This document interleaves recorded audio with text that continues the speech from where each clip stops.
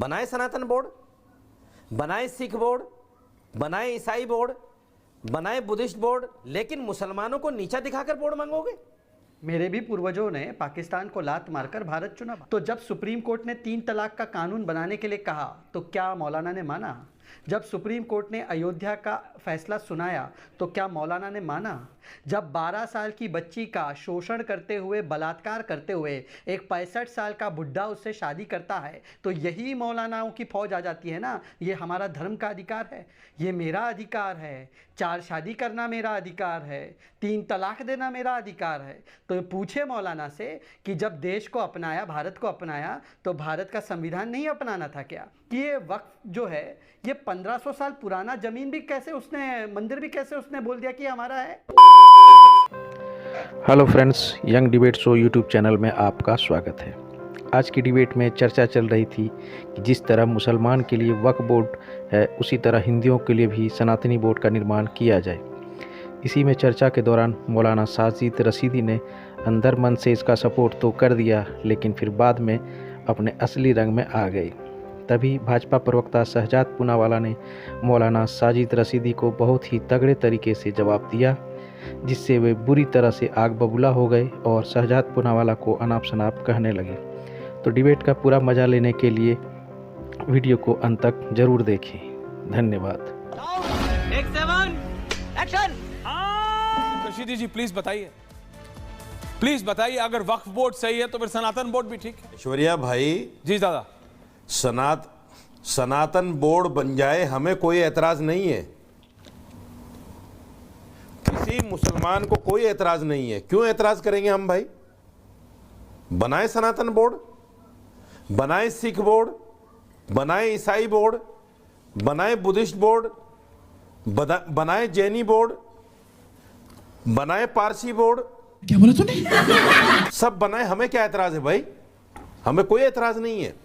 अभी आपने जिन महाशय को सुनवाया, हमें बड़े दुख के साथ मुझे कहना पड़ता है, देवकी नंदन ठाकुर अरे भाई आप सनातन बोर्ड मांग रहे हो, मांगो, मैं जानता हूं आप बोर्ड मांग रहे हो, मांगो, लेकिन मुसलमानों को नीचा दिखाकर बोर्ड मांगोगे? कैसे मुसलमानों को बुरा भला कहकर बोर्ड मांगोगे? कैसा नीचे दिखाया? मुसलमानों को गालियां देकर बोर्ड मांगोगे? किसने गाली दी? कब गाली दी? सुनो मेरी बात, सुनो, नहीं, आप सुनिए, सुनो आराम से सुनो। मैं आराम से सुन रहा हूं मौलाना साहब, आप तो बताइए। मैं बता रहा हूं ना, कब गाली दी? सुनिए पूरा आप दोबारा सुन लीजिए, एक भी अपशब्द नहीं दिया। नहीं, आप मुझे बताइए कौन सी गाली दी? आप कैसी गलत बात कर रहे हैं? अरे किसी ने साले का खोपड़ी तोड़ साले। बात है मेरे भाई जी बोलिए ना। उन्होंने कहा कि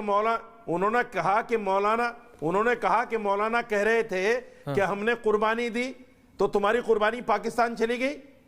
उनको शर्म नहीं आई ये बात कहते हुए? आपको सुनते हुए शर्म नहीं आई? नहीं। क्या हम जो मुसलमान हिंदुस्तान में हैं, हमारे लिए गाली नहीं है? हमारे पुरखों ने क्या कुर्बानी नहीं दी देश के लिए? आज जो आजादी मनाई जाती है, जश्न आजादी, उसमें क्या कहा नहीं जाता कि तमाम हिंदू मुसलमानों ने, सिखों ने सब मिलकर आजादी दिलाई है, उनकी जानें गई हैं सबका? इनको इनको कहिए कि जाओ, अगर पढ़ना जानते हो तो चले जाओ इंडिया गेट। अच्छा, जो 67-68 हजार नाम लिखे हैं, उनमें 37,000 नाम मुसलमानों के हैं। कंट्रोल। ओके रशीदी जी, आपने पॉइंट बोला, मैं सिर्फ इतना, शहजाद जवाब दे रहे हैं आपको, बस इतना पूछ रहा हूं। बट अगर आपको कोई दिक्कत नहीं थी सनातन बोर्ड से तो फिर पूछिएगा, मुझसे नहीं लेकिन ओवैसी साहब से जरूर, कि क्यों उन्होंने तिरुपति टेंपल ट्रस्ट बोर्ड में सिर्फ हिंदू मेंबर्स होने का ऑब्जेक्शन किया था। देखिए, अभी उन्होंने कहा कि मुसलमानों को नीचा दिखाया जा रहा है। अभी उन्होंने कहा कि हमने तो कुर्बानी दी, हमने देश के लिए कुर्बानी दी, हम यहाँ पर हैं, हम हिंदुस्तान के। बिल्कुल सही बात कहा। मेरे भी पूर्वजों ने पाकिस्तान को लात मारकर भारत चुना। शाबाश बेटा, बहुत बढ़िया। में हमने क्या चुना? पर भारत में हमने 2 चीज़ें चुनी। एक तो कि केवल कोई मुसलमान है इसलिए हम उनके साथ जाकर नहीं रहना चाहते, हमारे लिए तो यहाँ के हिंदू वहाँ के मुसलमानों से बेहतर है। और दूसरा, हम लोग इस देश में संविधान के हिसाब से चलेंगे, यही चुना ना। अभी मजा आएगा ना भिड़ो। मुझे बता दीजिए कि संविधान को माना है यदि इन्होंने, तो जब सुप्रीम कोर्ट ने 3 तलाक का कानून बनाने के लिए कहा तो क्या मौलाना ने माना? जब सुप्रीम कोर्ट ने अयोध्या का फैसला सुनाया तो क्या मौलाना ने माना? जब सुप्रीम कोर्ट ने शाह बानू से शायरा बानू तक के फैसले सुनाए, क्या मौलाना और उनकी बिरादरी ने माना? जब सर तन से जुदा के नारे लगाए जाते हैं और रूल ऑफ लॉ, संविधान, अंबेडकर जी के संविधान को हाथ में लेने की बात कुछ लोग करते हैं, तो मौलाना ने फतवे जारी किए कि सर तन से जुदा वाला यहाँ पर नहीं चलेगा। जब 12 साल की बच्ची का शोषण करते हुए, बलात्कार करते हुए एक 65 साल का बुढ़ा उससे शादी करता है, तो यही मौलानाओं की फौज आ जाती है ना, ये हमारा धर्म का अधिकार। अब स्वामी दीपांकर बैठे हैं, स्वामी दीपांकर कभी जस्टिफाई नहीं करेंगे। स्वामी दीपांकर बोलेंगे ये धिक्कारता हूं मैं कि अगर एक 12 साल की बच्ची के साथ 65 साल का बुड्ढा शादी करेगा और कानूनी कार्रवाई उस बुड्ढे पर हो। पर अब मौलाना से पूछो तो मौलाना बोलेंगे ये मेरे धर्म का अधिकार है, ये मेरा अधिकार है, 4 शादी करना मेरा अधिकार है, 3 तलाक देना मेरा अधिकार है। तो पूछे मौलाना से कि जब देश को अपनाया, भारत को अपनाया, तो भारत का संविधान नहीं अपनाना था क्या?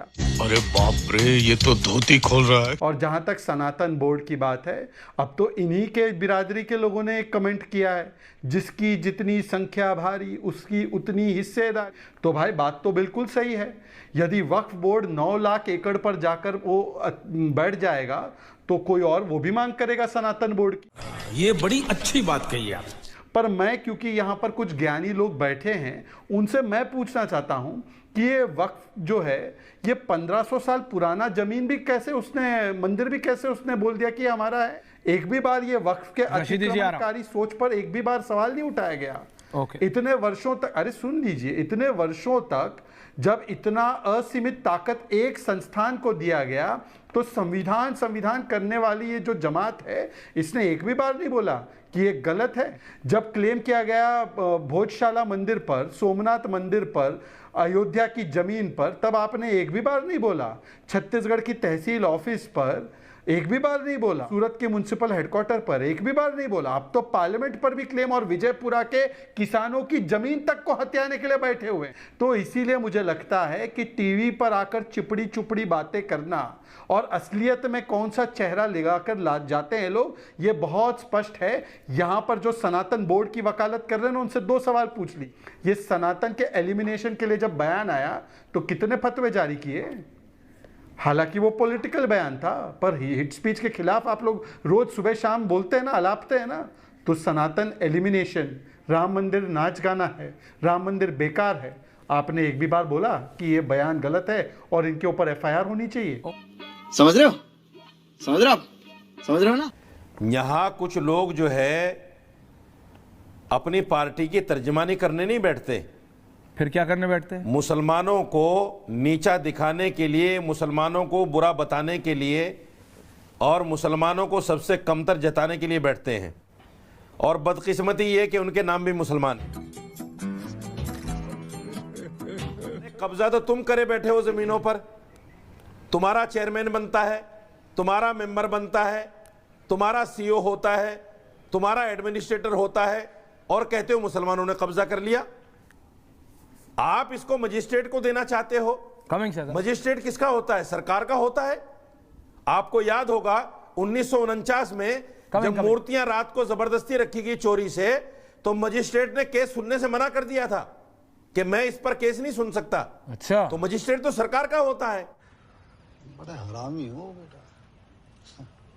मतलब शहजाद ये कह रहे भाई एयरपोर्ट इनको दे दो, करता है स्वामी जी बनाओ सिख बोर्ड, बेसिकली कह रहे हैं एयरपोर्ट दे दो, पूरा शांति निकेतन दे दो, पूरी मंगोलपुरी दे दो, पार्लियामेंट भी इनका है। अच्छा बात नहीं है। अरे 250 बीघा कहाँ है कि एयरपोर्ट दे दो? तो 250 बीघा आपके घर में है क्या? अरे शर्म करो भाई। मैं क्यों शर्म करूं भाई? आप करिए शर्म, मैं क्यों करूं? मुझे क्यों शर्म करना? मैं ऐसे काम नहीं करता कि मुझे शर्म करनी पड़े। गजब बेइज्जती है। मैंने कौन सा मुसलमानों को बदनाम किया है भाई? बदनाम तो वो होते हैं जब पसमानदा समाज को बैठने नहीं दिया जाता, अशरफ समाज के द्वारा मस्जिदों में घुसने नहीं दिया जाता, कब्रिस्तान में जगह नहीं दी जाती, और कहा जाता है कि हम तो बहुत पाक है, तुम लोग सब कौन सी मस्जिद में पसमानदा नहीं जाते? बदनाम करना होता है। मैंने तो एक फैक्चुअल बात बोली, बीच में नहीं, ऐश्वर्या बीच में नहीं। Please don't be personal. यहाँ पर सब पैनलिस्ट है। रशीदी जी, और झूठे ये क्या होता है रशीदी जी? आप पूरा अपना आपा खो देते हैं। कौन सी प्लीज डोंट लूज योर आप पूरा क्या ओ ए क्या होता है? कोई आपको बोला क्या ए हुआ? मायला बाबू भाई ऐसे डायरेक्ट बाबू तेरा तो गेम बजाना पड़ेगा।